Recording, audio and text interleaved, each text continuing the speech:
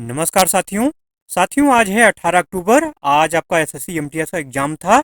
आज के इस वीडियो में हम एसएससी एमटीएस 18 अक्टूबर फर्स्ट में आए हुए जीके जीएस के 100% रियल प्रश्नों को देखेंगे। चलिए ज़्यादा समय न लेते हुए प्रश्नों का सिलसिला शुरू करते हैं। बात करते हैं पहले प्रश्न की। किस कवि ने अपनी कविताओं में जम्मू कश्मीर के इतिहास का वर्णन किया है? घुमा फिरा के क्वेश्चन बार बार पूछा जाता है। कल्हड़ की राज तरंगिणी के बारे में चर्चा हो रहा है। ठीक है, आपसे क्वेश्चन कई प्रकार से घुमा के पूछा जाता है। ठीक है, कभी कभी पूछा जाएगा राज तरंगिणी किसकी रचना है। ठीक है, कल्हड़ की पुस्तक कौन सी है। ठीक है, या आज जो पूछा गया है कि किस कवि ने अपनी कविताओं में जम्मू कश्मीर के इतिहास का वर्णन किया है, तो है कल्हड़। ठीक है, इसका राइट आंसर क्या है? कल्हड़। कल्हड़ ने अपनी कविता राज तरंगिणी में कश्मीर के इतिहास का वर्णन किया है। राज तरंगिणी कल्हड़ द्वारा रचित एक संस्कृत का एक ग्रंथ है जिसका मतलब होता है राजाओं की नदी। यह कविता के रूप में है और इसमें कश्मीर का इतिहास महाभारत काल से शुरू होता है। यह कश्मीर क्षेत्र के इतिहास के शुरुआती समय से लेकर रचना की तारीख तक के पूरे इतिहास को कवर करता है। ठीक है, समकालीन कवियों की अगर बात करें तो आसिफ तारक भट्ट, तासी शाह, अकील मोहिउद्दीन भट्ट, जिशान जयपुरी जैसे नाम शामिल हैं। और एक महत्वपूर्ण बात यह ध्यान रखिए, कश्मीरी कवि रहमान राही को भारत का सर्वोच्च साहित्यिक सम्मान ज्ञानपीठ पुरस्कार भी मिला हुआ है। ठीक है, अगर पूछा जाए तो कभी आपसे कि किस कवि को, कश्मीर के किस कवि को ज्ञानपीठ पुरस्कार मिला है, तो वो है रहमान राही। अगला प्रश्न है कि एस अगेंस्ट ऑड्स किसकी आत्मकथा है? रिपीटेड क्वेश्चन है। सानिया मिर्जा इसकी राइट आंसर है। एस अगेंस्ट ऑड्स भारतीय पेशेवर टेनिस खिलाड़ी सानिया मिर्जा की 2016 में लिखी गई जीवनी है। अगला प्रश्न पूछा गया है कि हिमाचल में स्थित हिडिंबा देवी मंदिर में कौन सा मेला लगता है? देखिए, हिडिंबा देवी मंदिर जो है ये हिमाचल प्रदेश के मनाली में स्थित है। ये बात तो क्लियर होगी क्वेश्चन से ही। ठीक है, यह एक गुफा मंदिर है जो कि हिडिंबी देवी या हिडिंबा देवी को समर्पित है। इसका वर्णन महाभारत में भीम की पत्नी के रूप में मिलता है। मतलब हिडिंबा जो है ना, हिडिंबा देवी, हिडिंबा का वर्णन महाभारत में भीम की पत्नी के रूप में मिलता है। ठीक है, वनवास काल में भीम ने हिडिंबा से शादी किया था। मंदिर में उत्कीर्ण एक अभिलेख के अनुसार यह मंदिर का निर्माण राजा बहादुर सिंह ने 1553 ईस्वी में करवाया था। अब बात हो रही है यहाँ मेला या उत्सव की, तो हिडिंबा देवी मंदिर में हिडिंबा देवी मंदिर महोत्सव श्रावण के महीने में मनाया जाता है। हिडिंबा देवी यहाँ की आराध्य देवी हैं। तो जो कुल्लू का दशहरा आपका होता है ना, उसमें हिडिंबा देवी का विशेष महत्व है। ठीक है, अगला प्रश्न है कि अनुच्छेद 157 क्या है, ये पूछा गया था।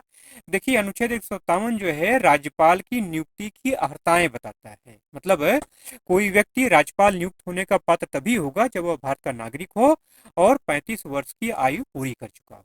ठीक है, इसी क्रम में अनुच्छेद 16 भी पूछा गया था। इसमें सभी सरकारी नौकरियों में समान अवसर की समानता का प्रावधान किया गया है। ठीक है, मतलब अवसर की समानता, अनुच्छेद 16। अगला प्रश्न पूछा गया है कि 2011 की जनगणना के अनुसार किस राज्य का लिंगानुपात सबसे कम है, तो वो है हरियाणा। ठीक है, हरियाणा का लिंगानुपात सबसे कम है। 1000 पुरुषों पर 834 बच्चियां, मतलब 1000 बच्चों पर जो है, 1000 लड़कों पर जो है 834 से लड़कियां हैं, बच्चे हैं। ठीक है, बाल लिंगानुपात का मतलब होता है कि 0 से 6 साल की उम्र में प्रति 1000 लड़कों पर लड़कियों की संख्या कितनी है। 2011 की जनगणना के अनुसार अगर भारत का लिंगानुपात की बात करें तो 919 था। वहीं 2001 में यही जो है 927 था। ठीक है, अगला प्रश्न पूछा गया कि पट्टी पक्षी अभ्यारण्य कहाँ स्थित है, तो ये लक्षद्वीप में स्थित है। पिट्टी पक्षी अभ्यारण्य लक्षद्वीप के पिट्टी द्वीप पर स्थित है। इसे पक्षी पिट्टी के नाम से भी जाना जाता है। बाल विवाह निषेध अधिनियम कब आया था, तो शुरुआत की अगर बात करें तो 1929 में आया था। ठीक है, जिसको हम शारदा अधिनियम के नाम से बात करते हैं। वर्तमान समय की बात करें तो बाल विवाह निषेध अधिनियम 2006, ठीक है, जो कि 1 नवंबर 2007 को लागू हुआ।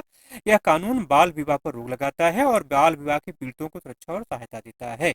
इस अधिनियम के तहत 21 साल से कम उम्र के पुरुष और 18 साल से कम उम्र की महिला के विवाह को बाल विवाह माना जाता है। इससे पहले साल 1929 में बाल विवाह निरोधक अधिनियम सीमीआरए या शारदा अधिनियम, जिसके ऊपर मैंने आपको चर्चा की आपसे, पारित किया गया था। ठीक है, 1929 में इस अधिनियम के तहत लड़की की शादी के लिए न्यूनतम आयु 14 साल और लड़की की 18 साल रखी गई थी। बाद में इसमें 1978 में संशोधन किया गया। ठीक है, अगला प्रश्न पूछा गया है कि कथकली कहाँ का शास्त्रीय नृत्य है, तो रिपीटेड क्वेश्चन है, केरल का है। शोभना नारायण का संबंध किस शास्त्रीय नृत्य से है? कथक से है। ठीक है।